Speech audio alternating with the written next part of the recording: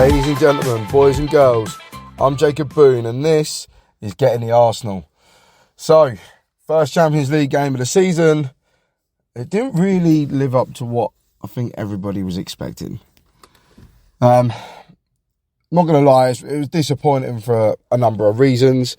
The first thing for me, with this new Champions League format, obviously you play 4 teams at home, 4 teams away, top 8 go through automatically, and then the next, I can't remember how many teams it is, but obviously they then battle it out. It was like a playoff scenario.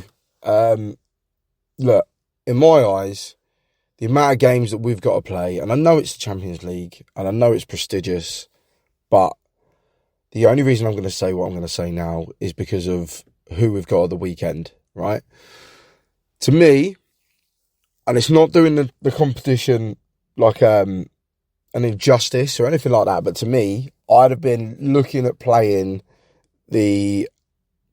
not the lesser side, like lesser players rather, but I'd have been looking at playing, obviously, the likes of, I don't know, like the backup players, as it were, yeah, for lack of a better term.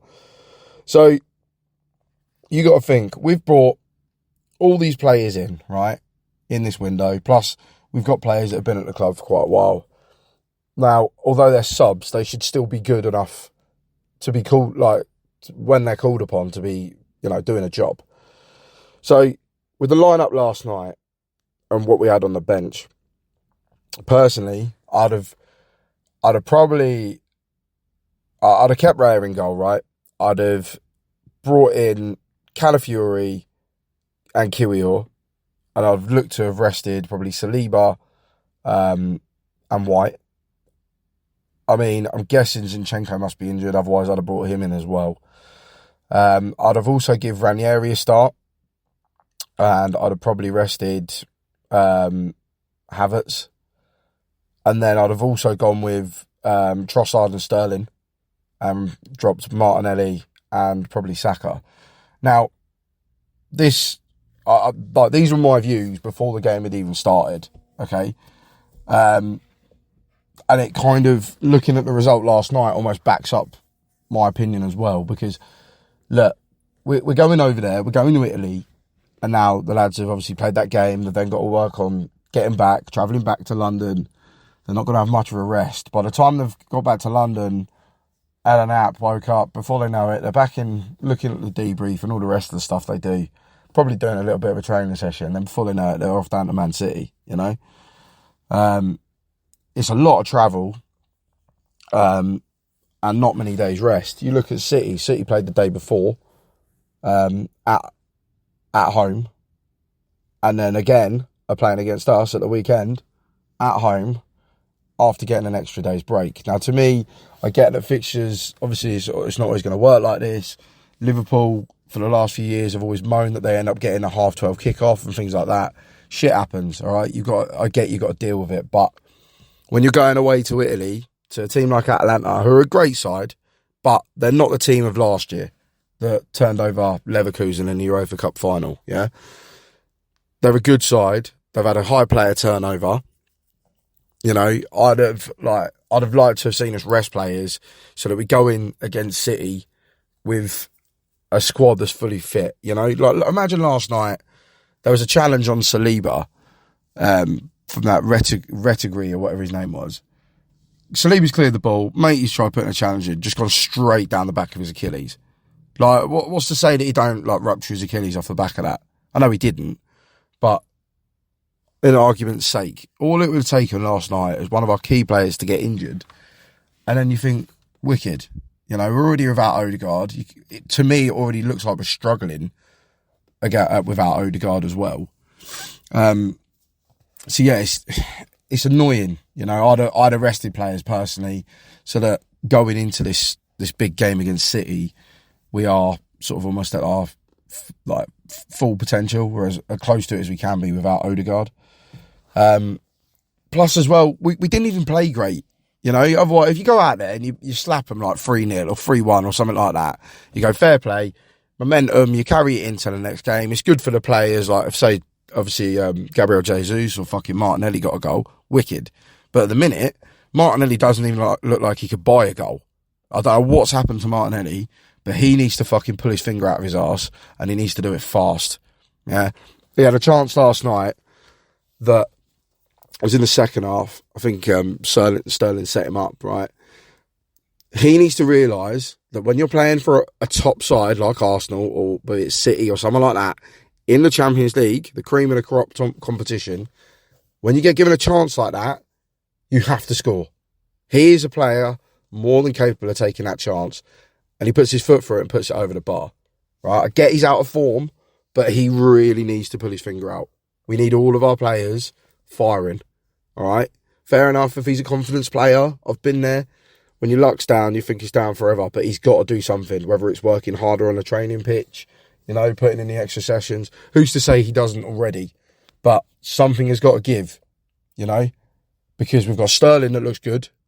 All right, he's only played 2 games. When he's come on, he looks good, Trossard can obviously do a job there as well. Although I do prefer Trossard off the bench, but that's neither here nor there. You could also play Gabriel Jesus out on that side. So he's got to do something, and he's got to do it fast, because, like I said, we need players in top form going into this massive game against City. Last night, I don't know what was up with us, we looked rattled. We couldn't string passes together. I don't know. I don't know what it is. I don't know what's going on at the minute. But like I said, we need to sort something out. I wonder whether he's rested Jorginho and Trossard because they're actually in mind to start against City. Obviously, that remains to be seen. Like I said, I've always liked Jorginho, and I heard a stat that Jorginho against Tottenham actually covered more ground than any player on that pitch at the weekend. So, all right, he might not have the legs, but fuck me, he's got the work rate, and that's what I was worried about missing with Declan Rice being out. So, if Jorginho has to come back in for whatever reason, I'm all for it. Obviously, Rice is back now, so it's probably unlikely, but yeah, fair play to Jorginho. Obviously, we did have a chance in the first half. The free kick from Saka was nothing short of genius. It's not often that you see the players go low and bend it round the wall. Usually when they're going low like that, they almost try and go under the wall. But for him to try and sneak it in that bottom left-hand, his bottom left-hand corner, keeper's bottom right. Yeah, great free kick, great technique. And to be fair, the keeper makes a fantastic save. Like, really good save. Looked to me like it was a corner off the back of that. I think the ref thought it'd come back off Partey, but from the angle I saw, it looked like the keeper's made the save and Partey's obviously tried the follow-up. Keeper's made that save, and yeah, it didn't bounce back off him from what I saw, but and then obviously touching on Thomas Partey, it then leads me on to the point of the penalty. Now, to me, I thought the penalty was quite soft, but at the same time, it's very naive from Partey, and it's piss poor defending. Like, in the European competitions, the referees, they don't stand for that sort of shit, and arguably the European refs are better than the Premier League refs. And this is what always winds me up about Thomas Partey. He's always got that sort of mistake in him throughout, whatever, even if he's playing well. He's just so unpredictable that he can do something like that at a major moment. All right, we've come away with a point in the end, but had David Raya not done what David Raya did, which I'll touch upon in a minute, we come away from that playing our full strength side, playing Saka for a full 70 odd minutes again, just burning players out early doors of a massive game to then come away with no points. All right, obviously we got a point, granted.